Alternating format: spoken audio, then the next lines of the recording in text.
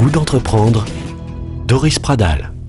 Renato Campi de toutnumériser.fr est avec nous. Marie-Christine Monnoyer, bonjour. Vous êtes également avec nous. Je rappelle que vous êtes professeur émérite de sciences de gestion. Alors, vous avez écouté avec grande attention le développement de l'entreprise de Renato il y a quelques instants et vous souhaitez revenir, Marie-Christine, revenons tous ensemble sur l'idée même de cette création d'entreprise de toutnumériser.fr et sur le travail également de mémoire effectué par Renato. Marie-Christine, c'est à vous. Merci.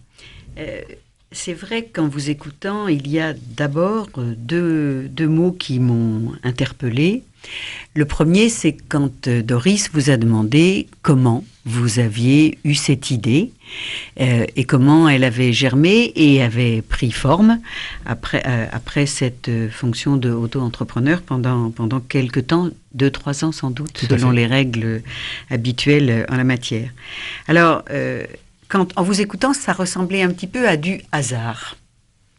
J'avais des compétences en audiovisuel, je veux regarder des films, je me rends compte que j'y arrive pas, et donc je me lance.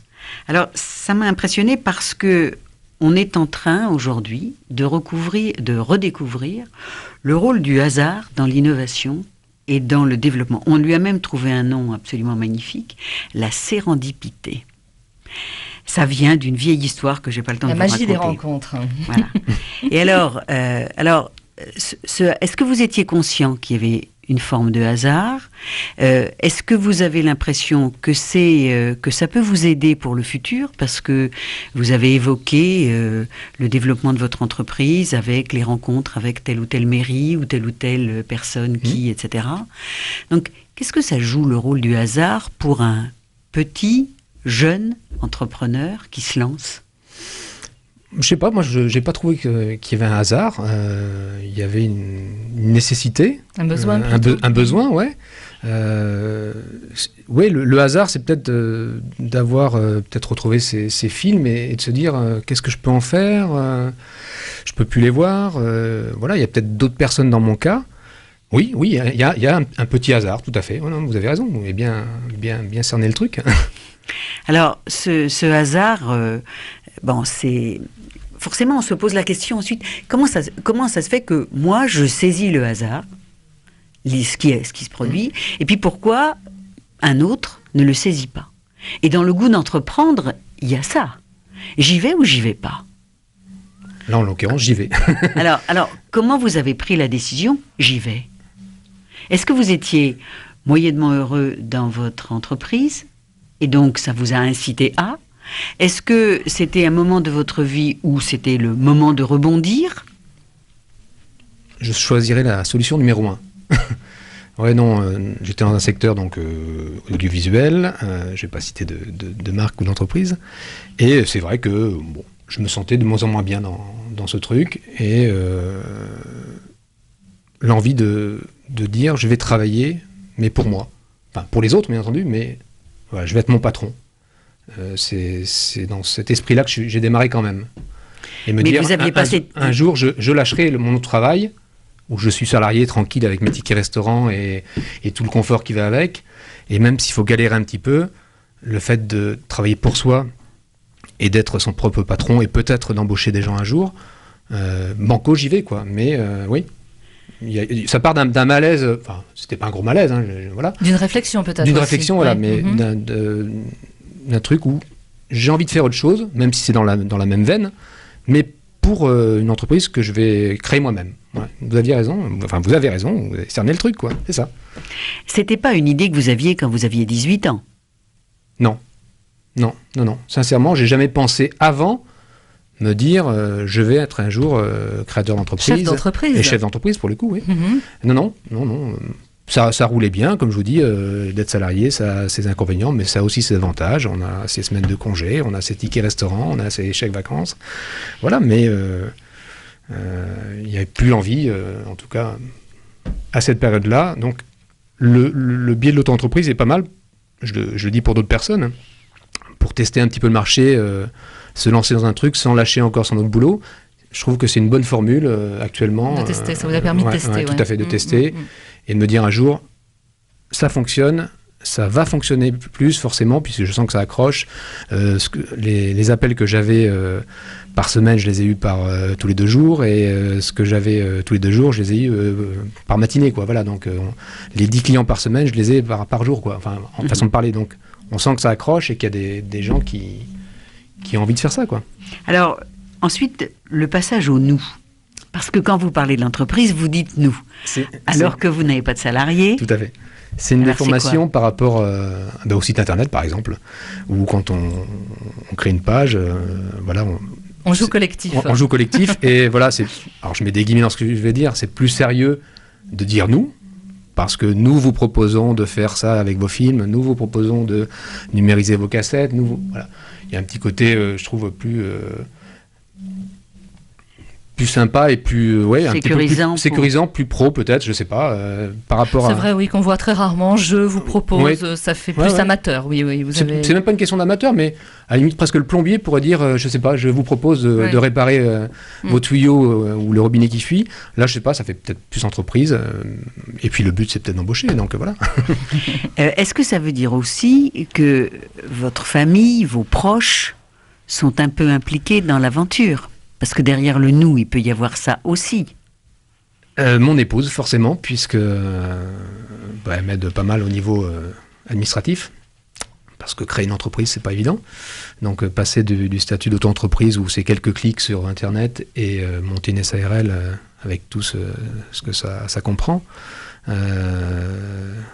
Le tribunal de commerce à un endroit, la chambre des métiers à un autre, l'URSSAF à un autre endroit. Bon, créer une entreprise en une journée, c'est pas possible, hein. Ils disent que c'est possible, c'est pas possible, je vous le dis.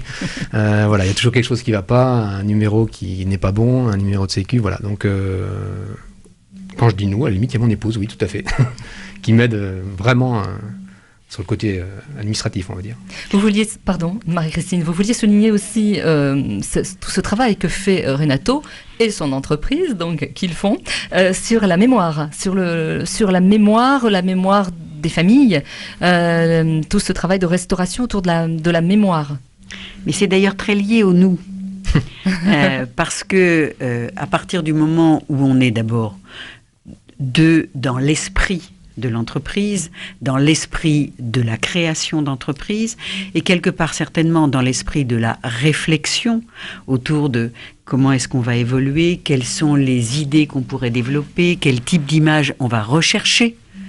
Un homme et une femme, c'est pas tout à fait la même chose que 2 hommes, ou que 2 copains, ou que 2 frères, ou etc. Et donc il y a un couple, c'est forcément porteur d'une transmission et d'une mémoire. Et ce que vous avez vécu dans les archives de votre famille, forcément, en ayant un contexte familial dans la tête, on peut imaginer, et vous nous l'avez raconté hors micro, le besoin de se trouver des racines et le besoin de partager ces racines. Ça veut dire quoi pour vous en tant qu'individu? Comment est-ce que vous le proposez, cette idée de la mémoire?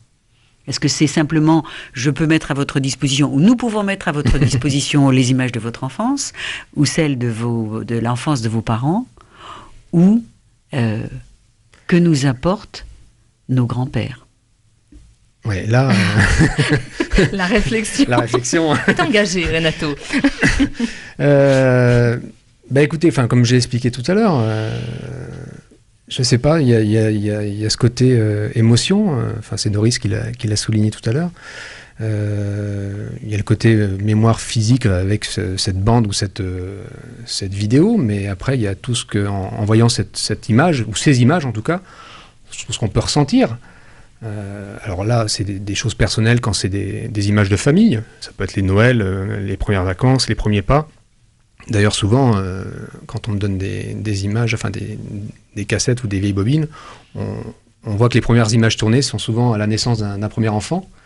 Et je suis, même si je regarde pas, je sais pas ce que les gens ont mangé, je regarde pas dans les assiettes, comme on dit, mais c'est souvent la même chose. Hein, on achète la première caméra à la naissance du premier enfant et on filme jusqu'à l'âge de 10-15 ans, allez, on va dire un petit peu tout, les Noëls, les vacances et j'en passe, c'est des meilleurs.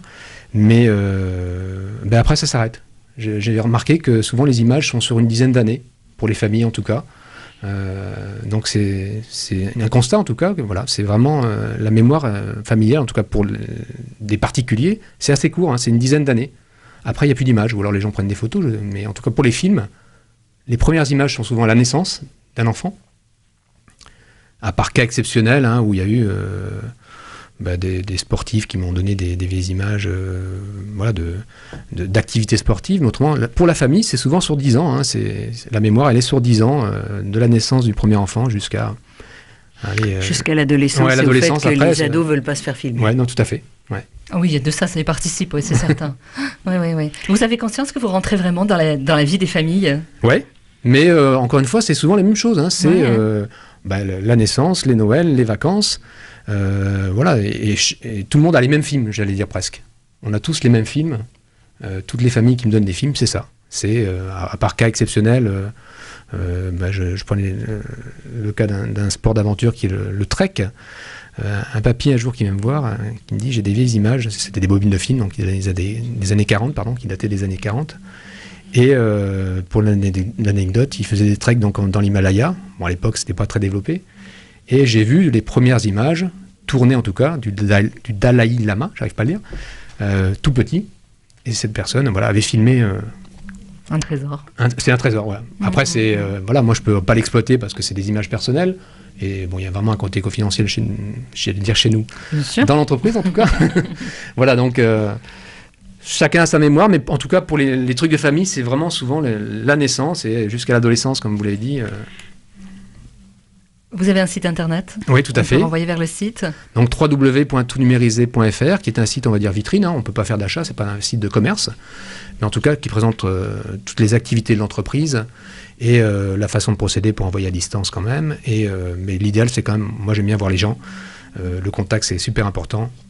C'est d'ailleurs pour ça que j'ai créé au début l'entreprise, puisque, je vous l'ai dit, tout le monde, les gens qui proposaient cette activité-là, l'envoyaient à Paris ou dans des grosses boîtes parisiennes. Personne ne le faisait en Midi-Pyrénées, localement, sans sous-traitance en tout cas. Toutnumérisé.fr, rapidement, Renato Campi, sont des prestations onéreuses? Alors, premier tarif, on va dire 8 €.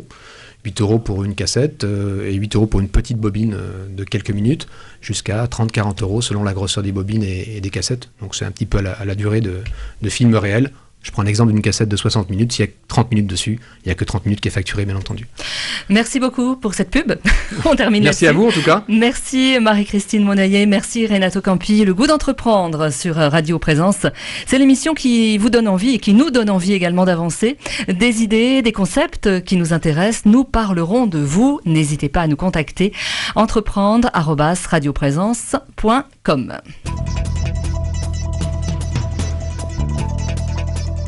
Retrouvez cette émission sur décideurenrégion.fr/midi-pyrénées.